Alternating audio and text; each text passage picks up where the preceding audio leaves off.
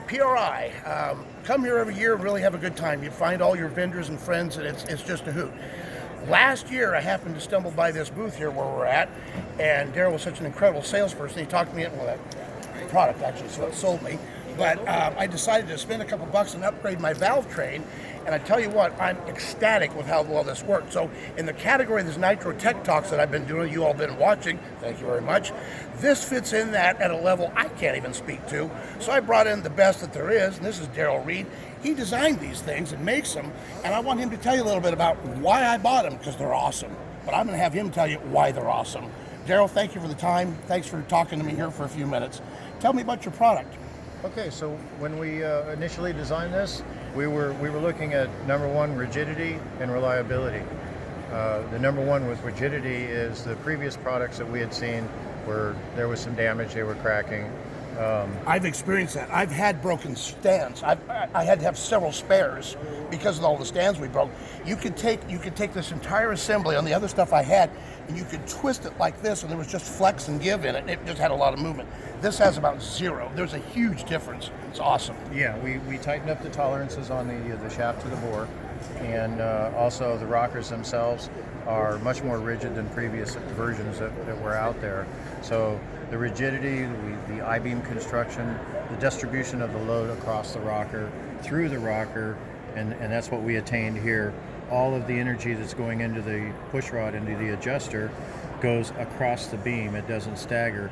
Here we have more mass, but we still have the same type of affair where that energy is going across the rocker, not this way and then that way. Oh, be darned. So that's one of the features. Again, the board to the shaft diameter, we hold within about 1/2,000.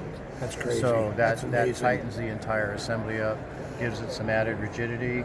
We added screws that went through the shafts and anchored down below the shaft into the stand. So we're relying on the screw being in shear down below, yes, as well as the aluminum around the top to basically completely envelope the shaft and not just rely on a screw that was in the top as previous iterations were. That's what mine were.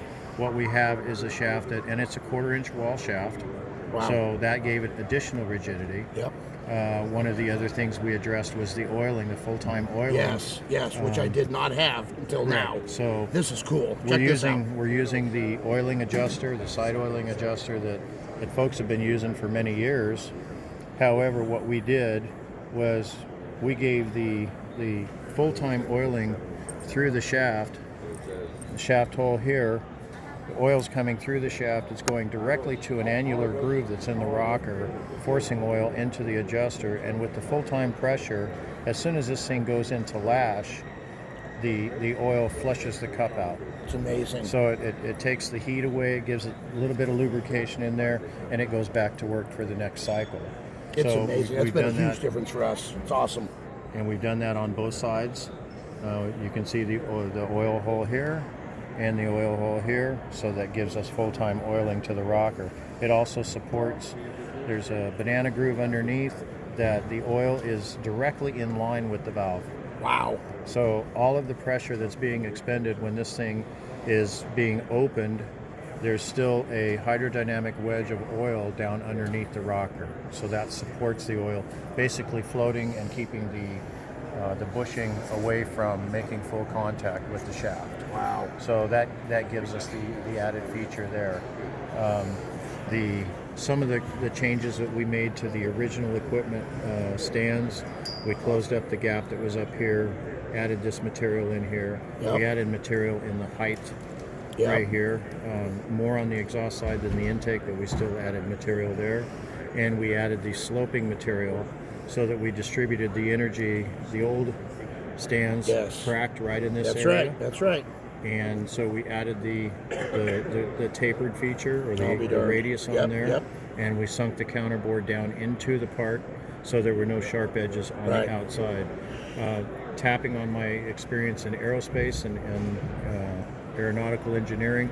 I'm not an aeronautical engineer, but I've been around a lot of guys and a lot of parts that had radii and no sharp edges anywhere.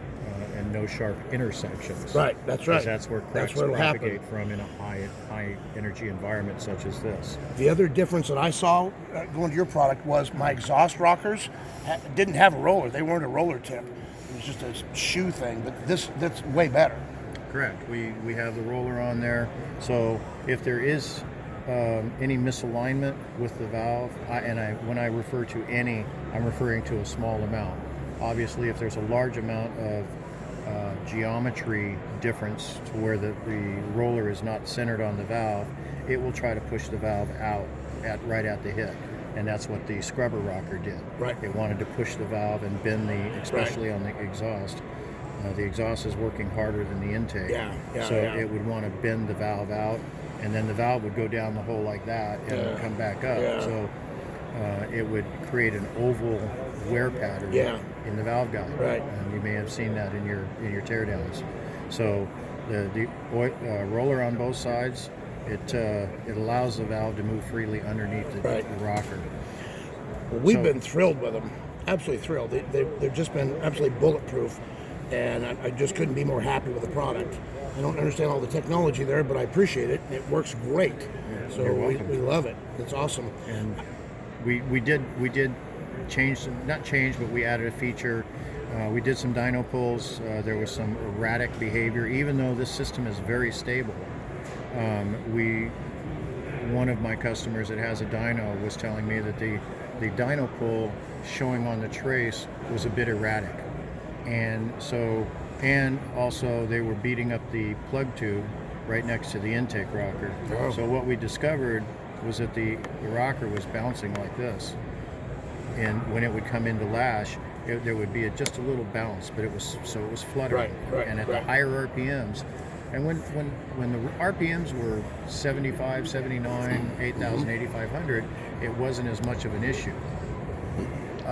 When the RPM started going to the 9,000, 9,500, 10,000 RPM, then we started seeing a difference in how the rockers were behaving on the shafts. So what we did to address that is we had a customer that called from a race on a Saturday, and he said, "Hey, I'm having this issue," and we suggested, "Hey, go to a hardware store and get some clamps." Oh wow! Some shaft clamps. I'll be darned. And he put a shaft clamp on, and this was on an engine that had spread lifter bores, so the push rod did not have the angle that it has on the 1.9 lifter board. So when he put this collar on there, he put it on, and in 2 runs it moved that collar 100 thousandths. Really? Oh my word! So and it tore up the plug tube, obviously. I'll be darned. So while he was doing that on that weekend, I was already designing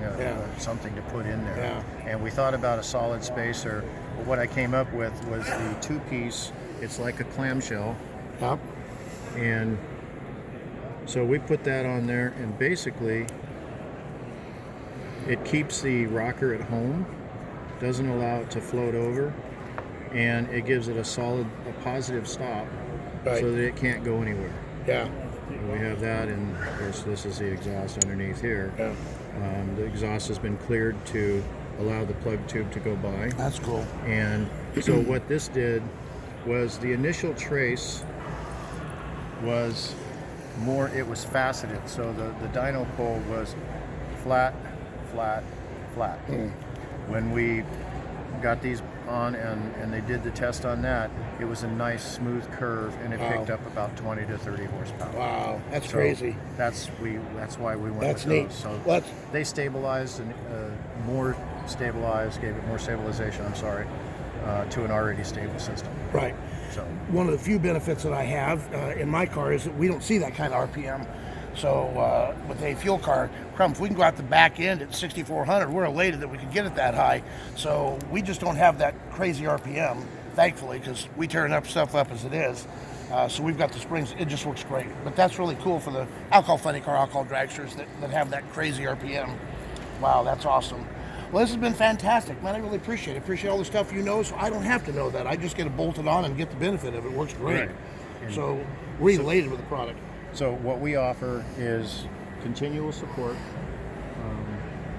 we support the product no matter what, and we also I take calls on my cell phone all the time. If there's any kind of an issue, we ask our customers to please give us a call. We'd like to solve that issue on the spot rather than have it be an issue that just gets spread around the pin. Thankfully, we haven't had too many issues. No, and everybody I know that has these loves them. I've heard zero bad about them, and I sure love them. They work great. You work so dang hard to make these things run. To have parts that you fight in addition to trying to make car run, it just makes your job so much harder. So this, what I call is my Ron Popeil setup. You set it and forget it. You don't have to mess with it. And it just checks that box, and I can move on to something else. It's awesome.